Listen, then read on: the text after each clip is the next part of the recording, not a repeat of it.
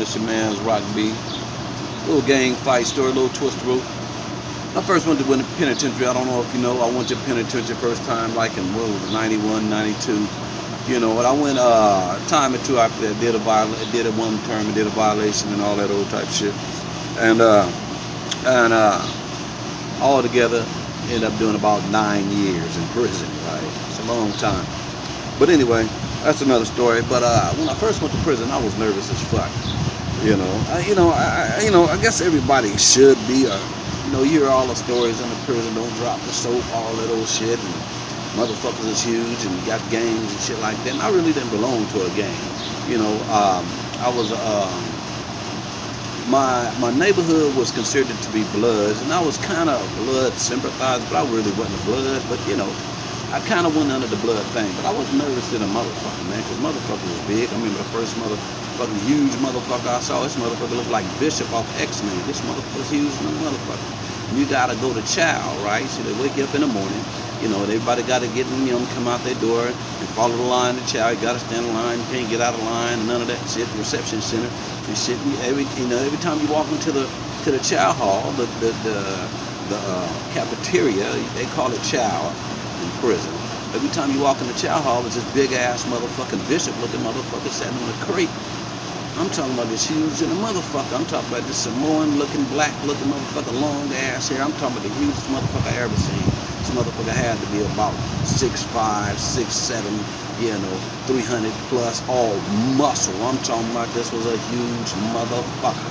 You know what I'm saying? And every time I walked by this motherfucker to go to chow, I couldn't help but cut my eyes at the motherfucker, because the motherfucker was huge. My first time in the penitentiary, and I'm trying to keep my eyes tended to, you know what I'm saying? And, I'm not trying to cause no type of ruckus and shit like that, because, first time in the penitentiary, I'm nervous as fuck.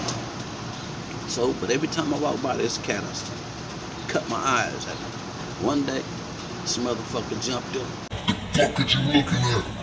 And I'm like a little puppy, just, oh, shit. I'm talking about this motherfucker. I'm talking about when he stood up, he was even bigger. He looked huge on that crate. Looked like that crate was up in his ass, the one he was sitting on. He was just a huge motherfucker. And I got down, I'm like, man, my bad, homie. I just ain't never seen nobody as big as you. You said just stop staring.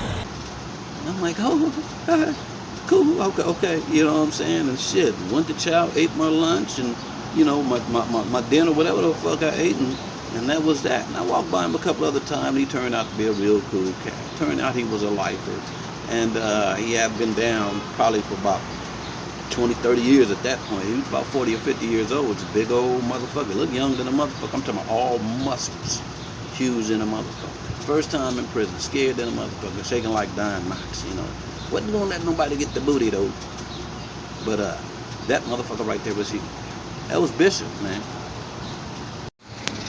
Now in prison, when you first go to prison, they ask you who you where you affiliated and all that old type shit. And since my neighborhood was considered Blood, I didn't know what to say, so I just told them I was a Blood. I wasn't really a Blood, but they put me in a cell with this Blood dude from Sacramento, from Oak Park, big old OG, 35-year-old. This nigga right here was a character. This motherfucker, he was a big old, he had his muscles on. He's probably about 6'2", 6'3", maybe. You know what I'm saying? I'm 5'7", you know what I'm saying? And so, probably about 145, 150, had my little muscles on, but a lot bigger than me, you know what I'm saying? He wanted the motherfucking bottom bunk. I was assigned to the motherfucking bottom bunk. And so issues when I first got in there. So when I told myself I was going to penitentiary, I was going to let nobody do shit. Now the motherfucker that at the chow hall, that motherfucker, that was just my bag. You know what I'm saying? But when it ain't my bag, I'm fighting hard for it, right? So they assigned me to, of course he's bigger than me, but I'm not finna give up the bottom bunk. And so when they first shut the door in the cell, they put us both in the cell with our bedroll. I put my bed on the bottom bunk. Put my bedroll on the bottom bunk. He put his bedroll on the top bunk. And we just stood there for a minute. And he just say, Blood, I'm too big to get on that motherfucking bottom bunk, the top bunk, Blood. I said, I don't know what the fuck you talking about, homie. You know what I'm saying? That's how I mean the bottom bunk. You know what I'm saying? That's my bunk. You know what I'm saying? I ain't giving up shit. You know what I'm saying? And so he's like, what you ain't telling me? You telling me you ain't finna up this bottom bunk? You know what I'm saying? This motherfucking bottom bunk. So he kind of cornered me. Now I was kind of like in the corner, but shit, I was ready though. You know what I'm saying? So I positioned myself, you know what I'm saying? Kind of like, you know what I'm saying, by the door, you know what I'm saying, in the corner. You know what I'm saying? Away from all the steel and shit, because it was a big nigga. I got in the open area and shit. I was like, nigga, what is it, nigga?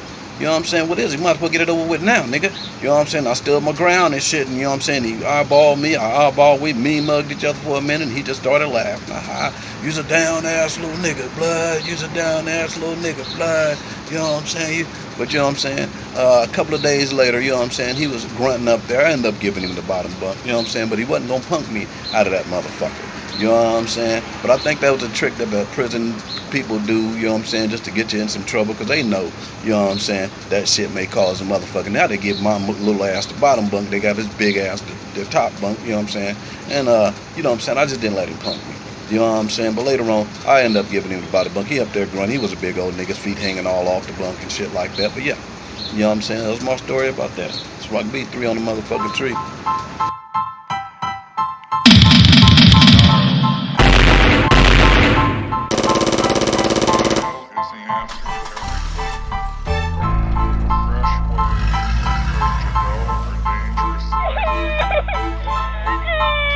Dangerous thing with style is what I call art.